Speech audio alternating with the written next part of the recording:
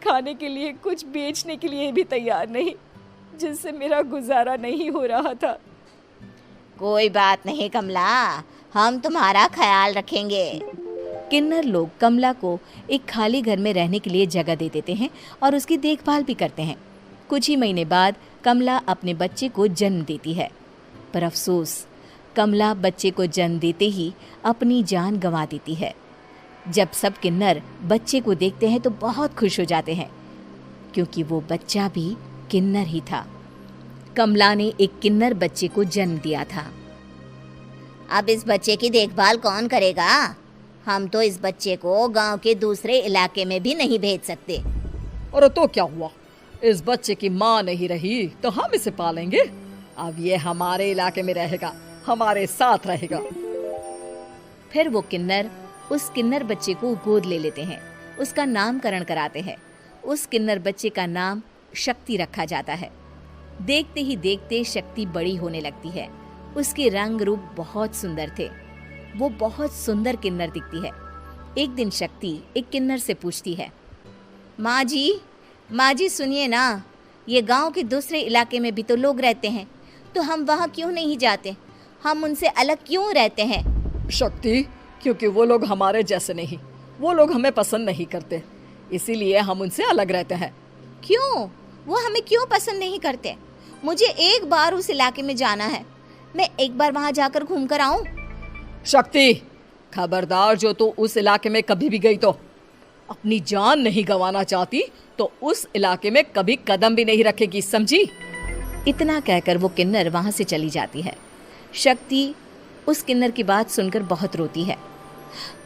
माँ जी ऐसा कैसे कह सकती है? उन्होंने इतनी सी बात के लिए मुझे इतना डांटा। अब तो मैं उस इलाके में ज़रूर जाऊंगी। फिर एक दिन शक्ति गांव के दूसरे इलाके में चुपके से जाती है। ये लोग तो हमारे जैसे ही इंसान हैं, तो ये हमसे नफरत क्यों करते हैं? जब शक्ति उस इलाके में पहुंचती है तो गांव के सारे आदमी उसके रूप से मोहित हो जाते हैं। वो लोग ये अंदाज़ा नहीं लगा पाते कि वो किन्नर है। शक्ति की सुंदरता देखकर सारे गांव वाले उसकी तारीफ करने लगते हैं। तभी गांव का चक्कर लगाने गांव के जमींदार का बेटा हर्ष वहां पहुंचता है। हर्ष भी दिखने में बहुत सुंदर होता है। जब हर्ष ने शक्ति को देखा तो वो भी उससे मोहित हो गया, और जब शक्ति की नज़र हर्ष पर पड़ी तो वो हर्ष को देखकर मोहित हो गई।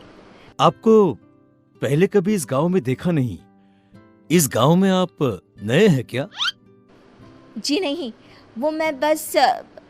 तभी शक्ति बोलते बोलते रुक जाती है और मन में सोचने लगती है, अगर मैंने इनको बता दिया कि मैं दूसरे इलाके से आई हूँ तो वो समझ जाएंगे कि मैं किन्नर हूँ, इसलिए मुझे इनसे झूठ ही बोलना पड़ेगा। शक्ति हर्ष को कहती है, जी हाँ, मैं इस गांव में नई आई हूँ, यहाँ अकेली रहती हूँ। वैसे आप कौन है? आप भी इसी गांव में रहते हैं? जी हाँ, मैं इस गांव के जमींदार का बेटा हूँ। आपको किसी भी चीज की जरूरत पड़े तो आप मुझे बता देना, मुझे अच्छा लगेगा। ऐसे ही शक्ति और हर्ष एक दूसरे से रोज मिलने लगते। वो दोनों अपने प्यार का इजहार करने एक दूसरे से मिलने जाते हैं। तभी शक्ति का पीछा करते करते एक किन्नर वहां आ जाती है। शक्ति, मैं तुमसे बहुत प्यार करता हूँ। मैं तुमसे शादी करना चाहता हूँ। क्या तुम मुझसे शादी करोगी? हाँ हर्ष, मैं तुमसे शादी करूंगी, पर मैं तुमको अपने बारे में एक सच्चाई बताना चाहती हूँ जो मैंने तुमसे छुपा कर रखी है। तभी उनके बीच में ही वो किन्नर आ जाती है।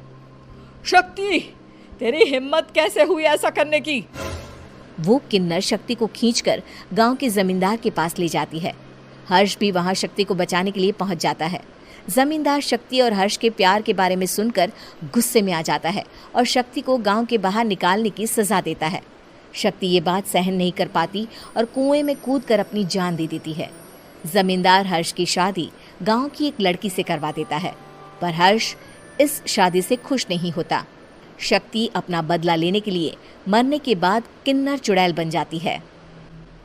अब मैं इन गांव वालों को नहीं छोड़ूंगी, अब इनसे मैं अपने प्यार का बदला लूंगी। किन्नर चुड़ैल गांव वालों को परेशान करना शुरू कर देती है। एक बार वो रात को गांव के खेतों में पहुंच जाती है और वहां आग लगा देती है। सारी फसल जल के राख हो जाती है। जब एक आदमी रात को उठकर देखता है कि खेत में आग लग गई है तो वो वहां पहुंच जाता है। वो देखता है कि खेतों के बीचों बीच एक किन्नर चुड़ैल खड़ी है और वहां खड़े होकर ताली बजा रही है। गांव वाला किन्नर चुड़ैल को देखकर बेहोश हो जाता है। जब सुबह उस आदमी को होश आता है तो वो सीधा जमींदार के पास जाता है। अरे जमींदार साहब, अरे वो किन्नर चुड़ैल ने मेरी सारी फसल चला दी। अब मैं क्या करूंगा, क्या होगा मेरा? जमींदार चुड़ैल किन्नर का नाम सुनते ही सब कुछ समझ जाता है। अब वो बहुत डर जाता है। उसी रात को जब जमींदार डर के मारे अपने कमरे में सो नहीं पाता, तभी वहां अचानक से किन्नर चुड़ैल आ जाती है। किन्नर चुड़ैल जोर जोर से जमींदार के आगे खड़ी होकर हंसने लगती है और ताली बजाने लगती है। जमींदार उस डरावनी किन्नर चुड़ैल को देखकर बहुत डर जाता है।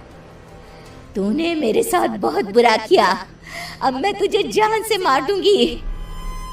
नहीं नहीं नहीं नहीं नहीं, मुझे माफ कर दो, मुझे मत मारो। मैं कभी ऐसा दोबारा नहीं करूंगा।